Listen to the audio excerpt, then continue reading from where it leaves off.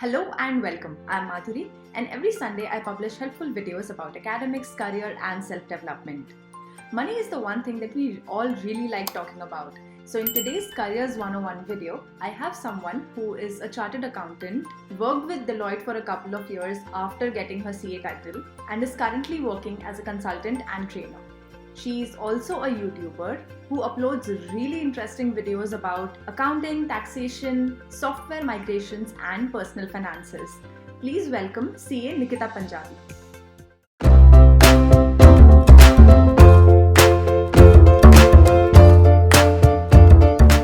Hi Nikita, thank you so much for joining us here today. Hi Madhuri, nice to be here. So, a lot of our viewers are kind of people who are still in their nascent stages of their career and deciding whether CA is for them. And a few others would be people who have already cleared their CA exams and just starting out in their professional journeys. So, I thought it would be really nice to have you here and share from your experiences of and guide these people through their studies and their career journey. So, can you tell me how you decided that you wanted to be a CA? I got into commerce because I knew I wasn't a science student at all. Of course, when you're starting, you don't know really what commerce has because you've never gone through those subjects in depth. So I just took a leap of faith. And when I was in 12th, I realized that, okay, I like the basic subjects a lot, accountancy especially. So, and also my mama was a CA. So it was pretty easy back then to decide. I didn't analyze how long the course was, nothing. Just went into it and jumped right into it. That's really relatable, right? A lot of people actually get into careers which they have seen in their family members or their friends or people around them. What would you advise to someone who has just done their 10 plus 2 and are in the evaluation stage of whether CA is the career path for them? What would you advise to them? If you are not sure whether you should do it or no, first you need to identify the subjects that you studied in 11th and 12th. Did you really enjoy them? Depending on what you enjoyed, you can take the next step. Now, if you tell me that, listen, I found all the subjects pretty interesting and I don't mind studying all of them, in that case, go for CA. But if you say that, no, I enjoyed company secretary or secretarial practice a lot more, and I don't like mathematics and I don't like numbers, then you can go for being a company secretary. I've known people who scored really well, say 92% in their 12th, and decided not to do CA, which was absolutely fine because they didn't feel that they would be interested in life to do accountancy, and they didn't want to pursue that option for themselves. I understand that CA is not a degree course, right? It's more like a certification. So, how easy or difficult is it, or how easy or difficult was it for you to manage as a CA student along with a parallel graduation degree course? Well, it wasn't just graduation degree, but they also had our articleship along with the degree. So there was articleship, there were degree examinations, and I remember the story that during my articleship, I was at client place once, and my exam was on the next day, but I was still working. I had taken my books, and I was preparing there, and my senior suddenly saw that and said, "Okay, just go home." But yeah, we had to manage, and of course it was difficult, but back then it was a little easier because colleges also understood. They didn't expect us to attend throughout because a lot of the portion that is there in BCom is covered at the second level of CA. Yeah. So, if there's such an overlap between BCom and the CA courses, what other subjects are taught in as part of CA? What are the skills that are instilled in the students? So when I say the subjects were the same, I meant that the basics, the absolute basics of the subjects are covered. Say I talk about subjects like costing. There's a subject called cost accounting. So in BCom, we would have like, just A of costing, whereas in CA, you would have A to Z of costing. So that was the difference that is generally there. When you come talk about the subjects at a broader level, CA generally has subjects like if you take accountancy, you would have basic and advanced.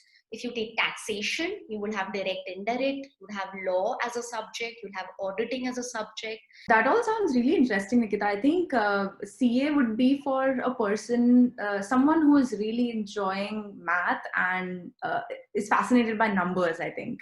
right? So how long is the course duration for CA, and what is the structure like? The duration of the course is 4.5 to 5 years. That's a minimum. And if you get stuck at any level, you have to give it again. And you might want to give it again. And that is when the duration of the course might increase, but a minimum of 4.5 to 5 years. So level one, you can give once you've completed your 10+2. So your higher secondary examination, once it's complete, you can appear for level one, that is CA Foundation.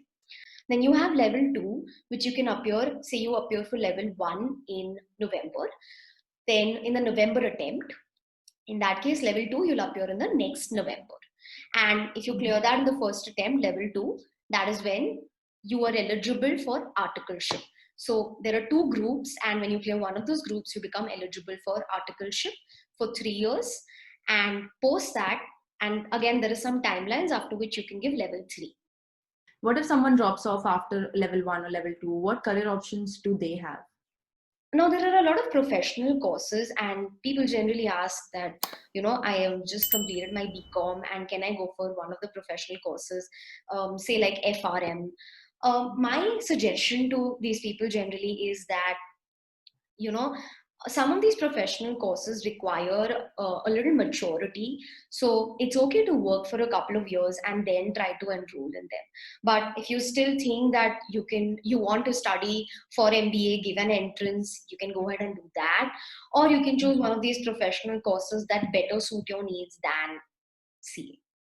What are the different career options available for someone who has cleared all the levels and has gotten the CA title?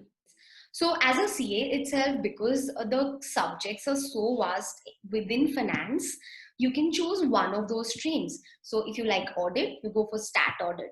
If you like taxation, you again have an option to choose between direct and indirect taxation. You can work with a big four, or you can start your own practice. You can have your own practice and you can cover all kind of work that a CA can do. Like everything in finance, you're not bound by anything. If you want to work in the US, then you can give the CPA examinations. If you want to work in the UK, you can give the ACCA examinations. So ICAI, the Institute of Chartered Accountants of India, has affiliations with some of these institutes. So you don't have to give all the examinations. You just have to give one or two examinations, and then you can attain that degree as well.